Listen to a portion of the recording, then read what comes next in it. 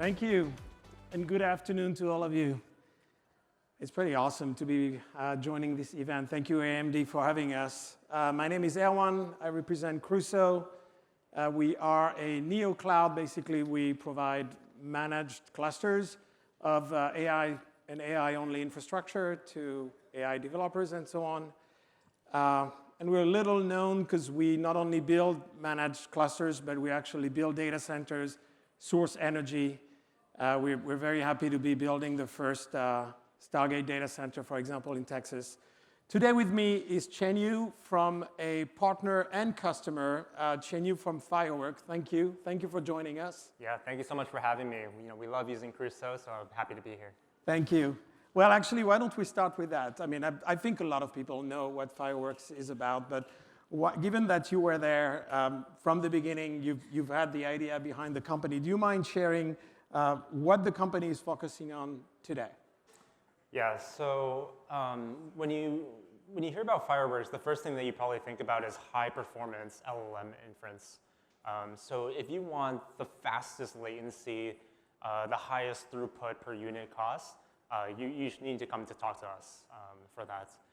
We power applications ranging from chatbots to coding assistants to audio transcription. We work with customers like Cursor that are GenAI natives to Fortune 500s like Uber, DoorDash, Samsung, et cetera, et cetera. The thing about Fireworks is like high performance is kind of in our DNA. Like the rest of my kind of co-founding team, we come from like the PyTorch team over at Meta. I myself came from GCP over at Google Cloud. And that's basically what we do. And inference is just like one part of the story. In addition to high-performance inference, we also work on training, tuning your own models, post-training them using techniques like SFT and reinforcement learning. And we strongly believe that taking your own data, owning it can be your own moats, and then using that to make the model qualities better. So this is about blazing performance, and Fireworks is known for performance. You were one of the founding members. To get to that latency, to get to that cost per token at performance, what are the maybe 2 or 3 design decisions you remember were critical in your journey as a company? Yeah, as far as design decisions goes, I think the first one is just owning our own inference engine. When we started the company in end of 2022, ChatGPT wasn't even released yet. Like no one knew what LLMs were or what generative AI is. So when we first started, or like when ChatGPT came out, we basically had to start from scratch, right? VLLM didn't exist, SGLang didn't exist. We had to start with our own inference engine. And that decision allowed us, or it gives us like a lot of, I guess like flexibility in terms of like what performance regimes that we can optimize for. So as you guys probably know, optimizing for, let's say, long context is very different from optimizing for long generations, right? Optimizing for small models is different from large models. So we take what we see in the field as far as like the business cases are concerned, and can optimize the heck out of that and make sure that we give people the highest throughput per unit cost.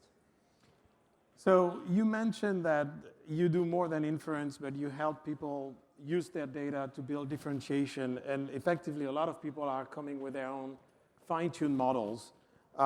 As a platform, how do you solve the life cycle of that model getting tuned and then inferenced in the best possible way?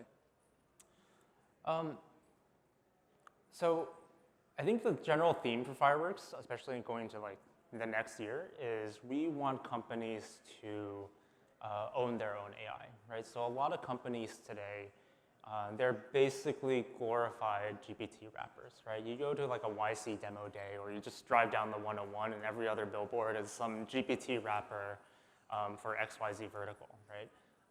We firmly believe that the most successful companies in this like GenAI space are going to be the ones that have their own data, that own their own data, and use that data to tune their own models for the best quality.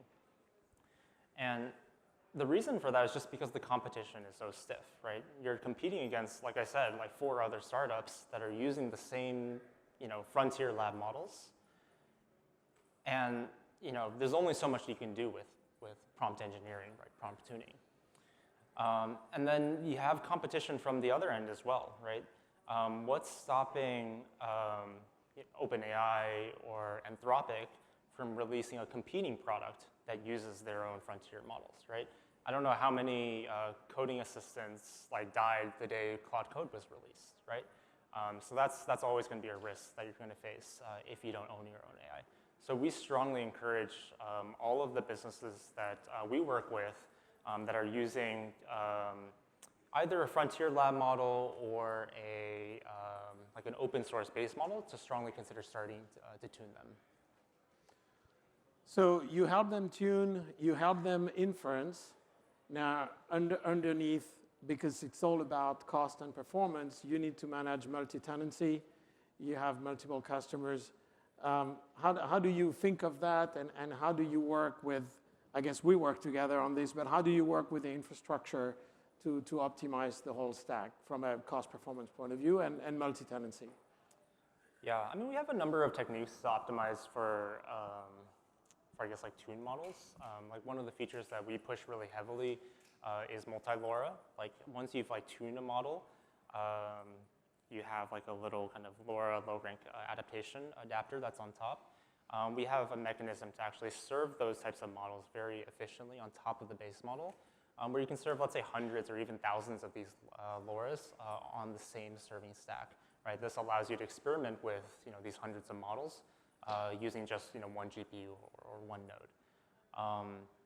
And then after you've kind of experimented with the LoRa model, we also allow you to kind of seamlessly take that to production. Right? Once you figured out which LoRa model is best, you can use, let's say, the Fireworks platform to merge it with the base model, possibly in a live way as well, so you don't need to do the merging yourself. You can do that in real time as the inference engine spins up, and then get the same kind of high performance inference that you expect from the Fireworks platform.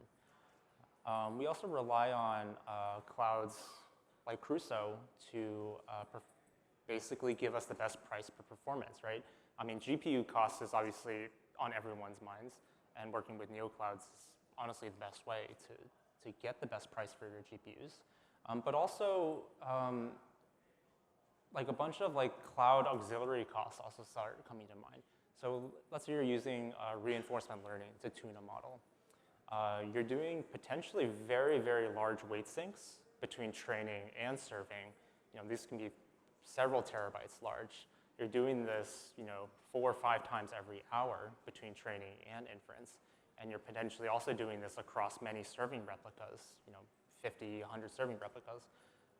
Just the data ingress and egress costs start becoming prohibitively expensive. And that's where we start looking into things like, zero cost ingress and egress, when evaluating different providers for training. So if you go back, it's 3 years of an adventure now that you guys are on. What is the most surprising or counterintuitive thing you've learned building the Fireworks platform? I think when it comes to scale, GPU reliability is something that you plan for. I guess unreliability is something that you plan for, right? There's something for a given GPU, I don't know, it's something like 99.9% uptime or availability, and you scale that up to however many thousands or tens of thousands of GPUs, and you end up with a GPU failure every, I think we did the math, and at some point it was every 5 minutes or 10 minutes. But that's something that you can plan for. But what we found, as we kind of grew our capacity footprints, today we run across, I think, 7 or 8 different cloud providers across, 20 or so different regions, AMD, NVIDIA, many different hardware SKUs. And what we found is that all of the different clouds and I guess like hardware SKUs, they're very heterogeneous. And you run into a lot of just really random, unknown problems, like when you get to our scale. Like we worked with one cloud provider, I think this was like sometime last year. Their ISP line to the data center was cut. Right? Just some random construction happened, along the middle of the road. A fiber line was cut. We saw degraded network performance to that data center. Of course, there's redundancy, but that very same day, their redundant ISP fiber line was also cut. So we lost full connectivity to the cluster. I don't know how many GPUs this was. And it was at that kind of point we realized that, like, hey, these are problems that we need to deal with, right? And this is when we really started paying attention, when working with cloud providers, like, hey, what level of redundancy do you provide us? These are things that don't necessarily show up on the spec sheet or the order form when you order these GPUs. We also pay attention to the responsiveness and technical capability of like the support team, of the data center operations team. And these are just things that we didn't think about when we first started the company, right? But we kind of have to now when you run at our scale. Given scale and those failure rates, which we need to design for. Yeah, and we kind of encourage our customers to think about this as well, right? When you're just running, inference on one node, two nodes, it doesn't really matter. But once you scale to 50 nodes, 100 nodes, we really start pushing them to think about, hey, do you have like a multi-region reliability strategy, right? How are you going to handle failovers? How can we kind of build our infrastructure to help you with those failovers? So increasingly, as generations of GPUs show up on the market, and I think we were both really excited by the charts before about the MI355, how do you think of managing the heterogeneous fleet? Do you have services where customers absolutely want a certain SKU and you design for that? Or do you have customers who expect actually to focus on whatever service they're building with inference in there and rely on you to pick the best SKU? Yeah, so when we first started out, we gave customers pretty much full control over how you want to run your models, right? You choose exactly what GPU SKU to run on. Let's say I want to run Llama 70B on A100, like 4 A100s with this particular configuration. But we found out that, this is maybe obvious, right? But customers don't want to think about that, right?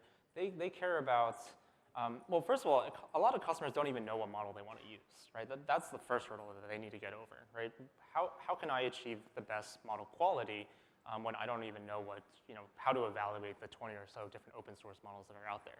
That's one hurdle that we need to get them over. But once they've figured out that hurdle, they definitely don't want to think about the hardware, right? Or what level of sharding to use, what sort of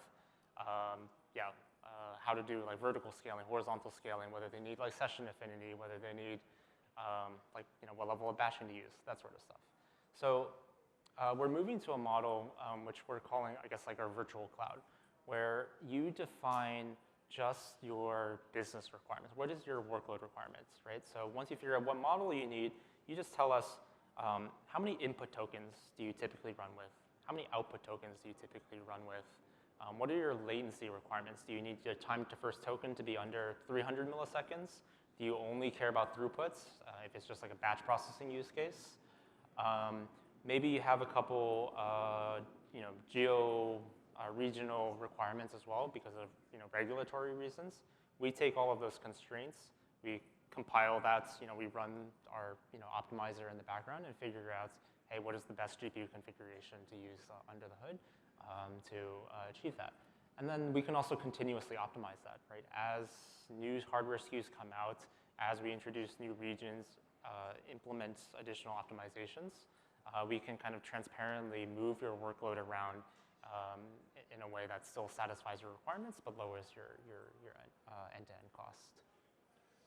So basically, if I want to turn every knob, I can, but if I want to take your advice, I can save some time, get to the right stack, and still be able to compare my options. Yeah, exactly. So today we're together with AMD. I think it's a big contribution to the industry to have another source of GPUs. Maybe people today are going to take away some things they want to do. They want to build on those AMD chips. You're very much part of building that future yourself. Any very practical advice you have for developers in the room? Things you suggest they start now? Yeah, I mean, we worked very closely with AMD for a very long time, starting with like the MI300s and now with 325s and the 355s. We work very closely with their engineers on everything from developing kernels to investigating like power draw issues, thermal issues. These are all things that you have to go through. So as far as like advice is like concerned, I think like keep an open mind. Like the industry like moves at an incredibly fast pace, as you guys have probably noticed. Like models, optimization techniques, they get dropped on the order of days, like if not hours, and that's kind of what customers expect from us.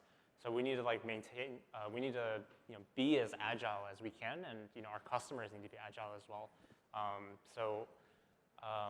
Yeah, stay on top of like the news, and maybe I sound like a broken record, but